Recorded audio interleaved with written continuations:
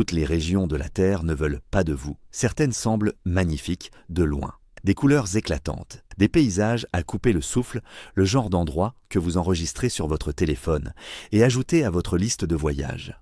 Mais si vous vous approchez trop, la beauté se retourne contre vous. L'eau entre en ébullition, l'air devient toxique, le sol s'ouvre sous vos pieds. Ce ne sont pas des zones de guerre, ni des villes ravagées par le crime, ni des catastrophes causées par l'homme. Ce sont des endroits où la planète elle-même a décidé que les humains n'y avaient pas leur place. Des lieux où la chaleur fait fondre le métal, où le froid gèle votre souffle avant même qu'il ne quitte votre bouche, et où la faune a appris que vous êtes une proie. Voici notre compte à rebours des 10 endroits sur Terre trop dangereux pour les humains.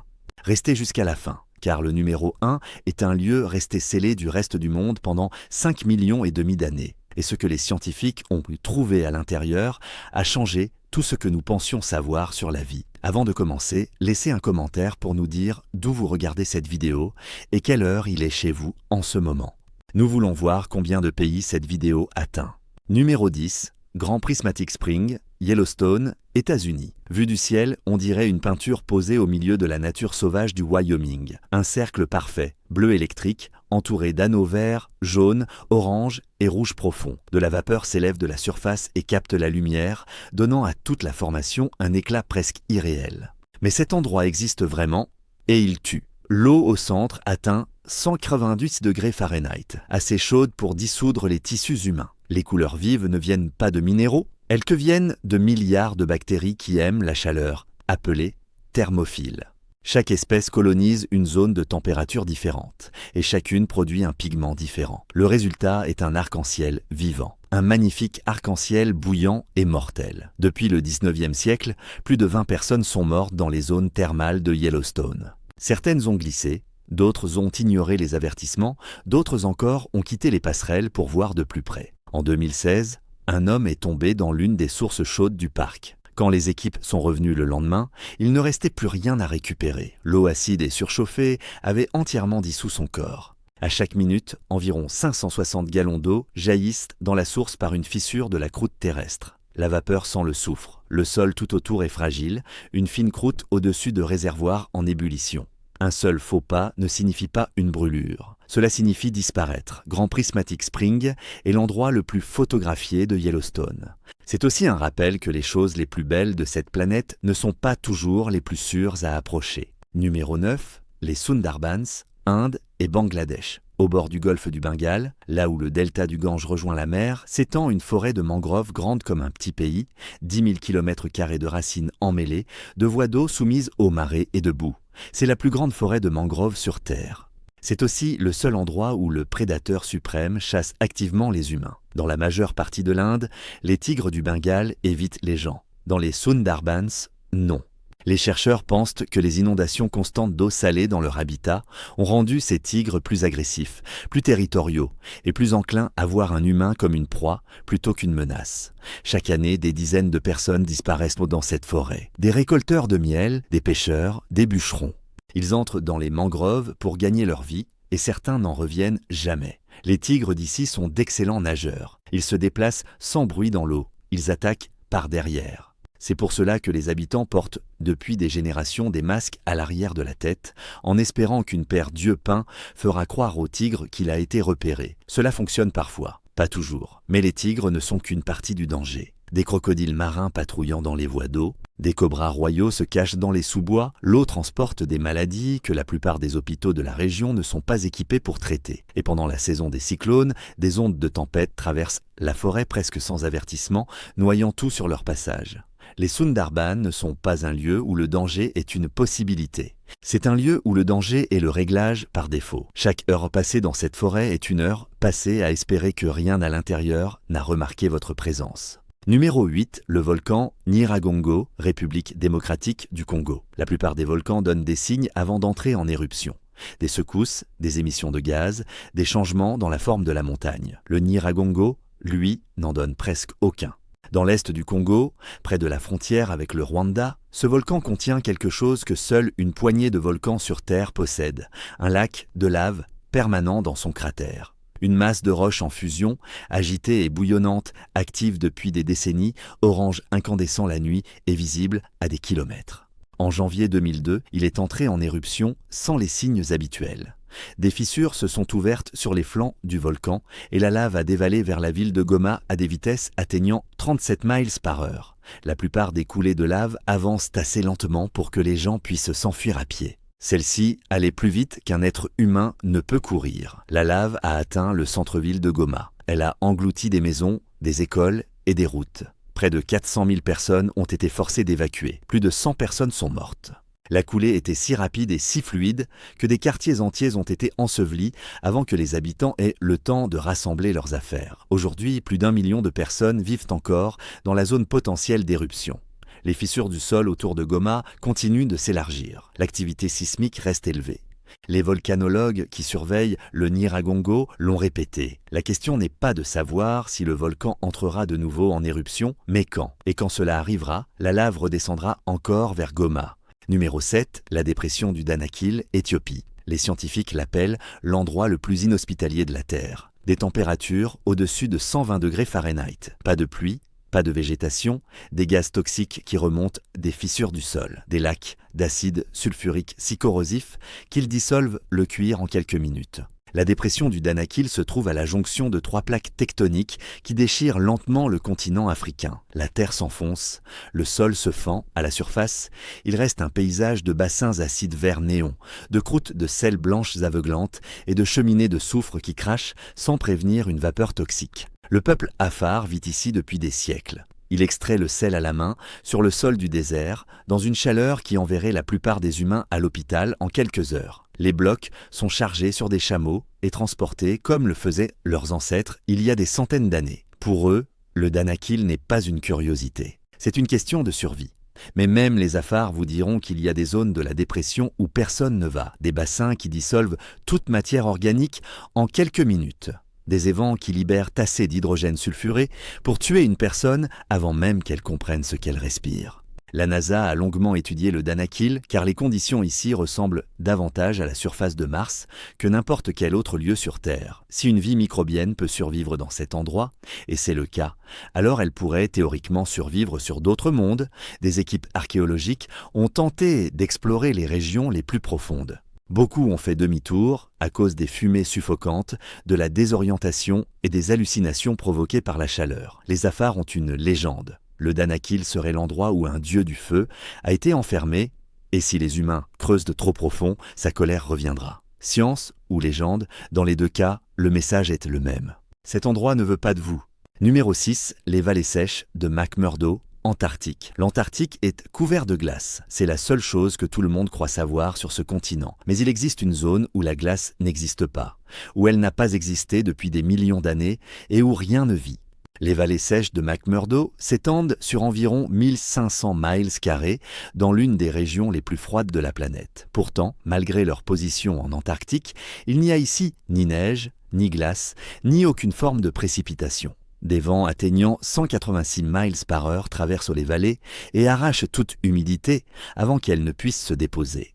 Le résultat est un paysage qui ressemble à la surface de Mars. De la roche brune, un sol stérile, un silence absolu. Pas de plantes, pas d'animaux, pas d'insectes, même pas de bactéries dans la plupart des échantillons de sol testés par les scientifiques. Température moyenne, moins 22 degrés Fahrenheit. Il n'y a pas eu de pluie mesurable ici depuis plus de 2 millions d'années. 2 millions d'années.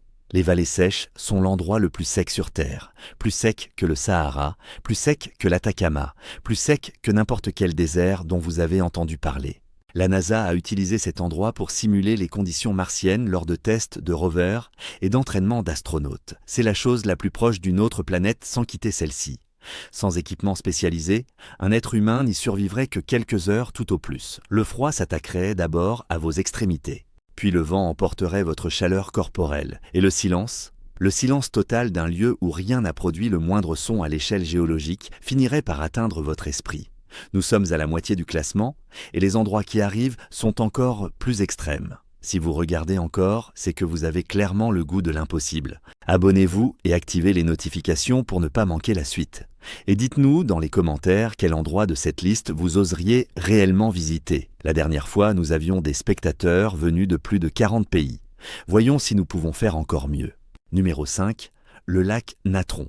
Tanzanie. Dans le nord de la Tanzanie, au pied d'un volcan actif appelé Ol Doinyo Lengai, il existe un lac couleur de sang, rouge vif par endroits, orange profond ailleurs. Vu du ciel, on dirait une blessure ouverte dans la terre qui ne s'est jamais refermée. La température de l'eau atteint 140 degrés Fahrenheit. Le pH est plus élevé que celui de l'ammoniac, plus élevé que celui de l'eau de Javel. L'alcalinité est si extrême que tout animal qui reste trop longtemps en contact avec cette eau subit un processus presque trop étrange pour être cru. Il se calcifie.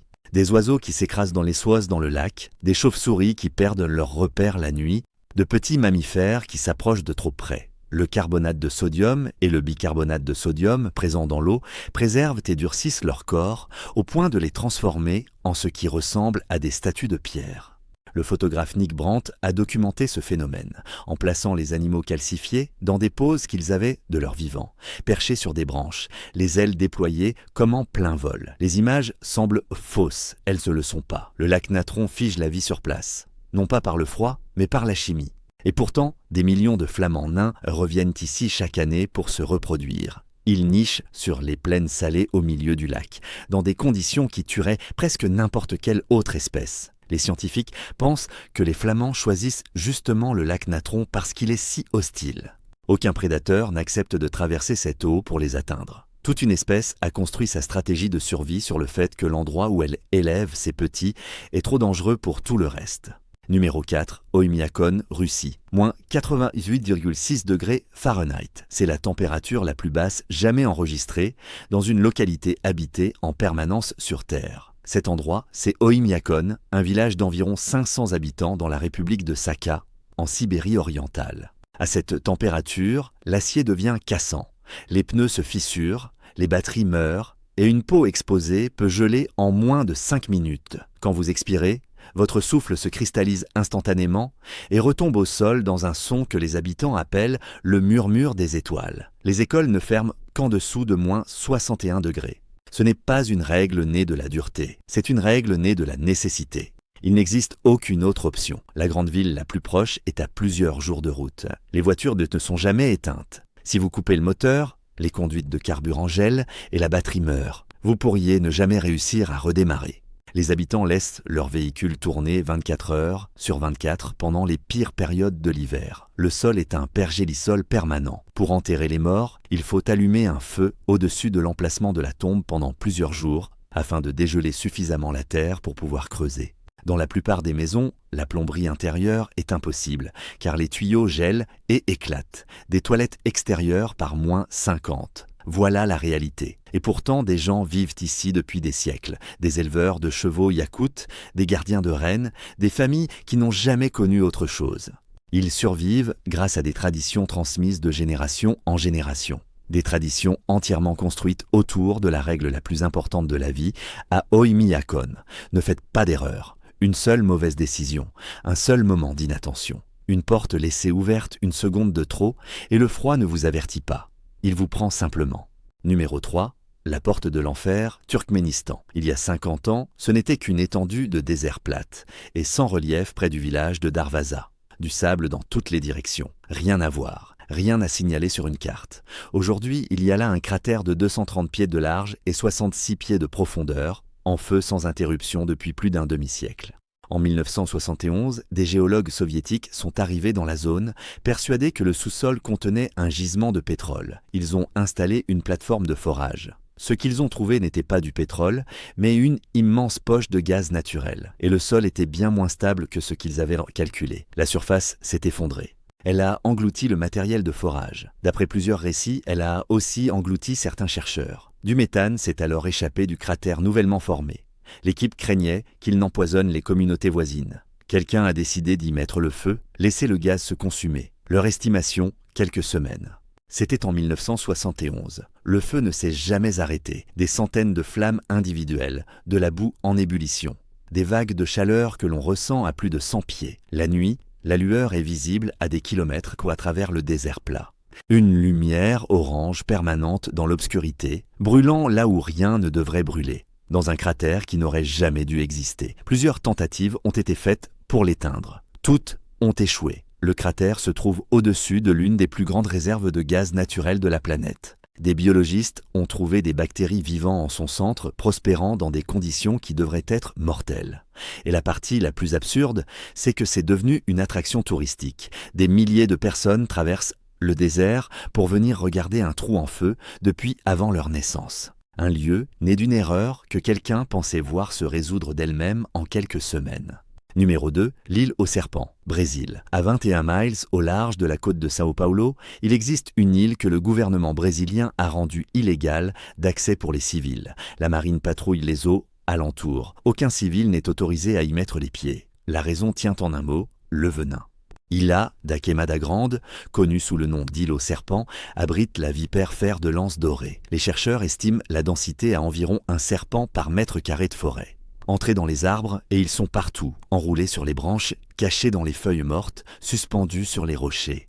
Il y a 11 000 ans, la montée des eaux a séparé l'île du continent, piégeant une petite population de serpents sans proies terrestres. Forcés de chasser les oiseaux, ces serpents ont développé un venin que l'on estime 3 à 5 fois plus puissant que celui de leurs cousins du continent.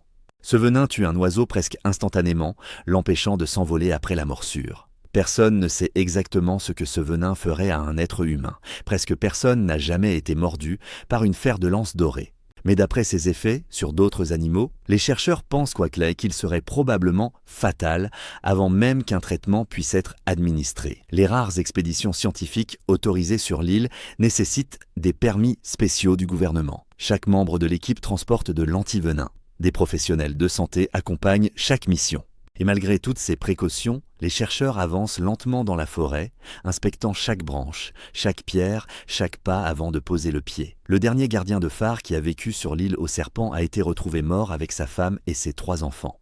La cause n'a jamais été confirmée officiellement, mais la réputation de l'île était déjà scellée. Ce n'est pas un endroit que les humains visitent. C'est un endroit où les humains sont biologiquement indésirables. Les serpents étaient là avant. Ils se sont adaptés. Et le venin qu'ils ont développé n'a pas été conçu pour se défendre. Il a été conçu pour tuer sur le champ. Avant de révéler le numéro 1, rendez-nous un service. Regardez le bouton d'abonnement. S'il n'est pas encore activé, corrigez cela et laissez un commentaire pour nous dire quel endroit vous a le plus choqué jusqu'ici. Nous les lisons tous.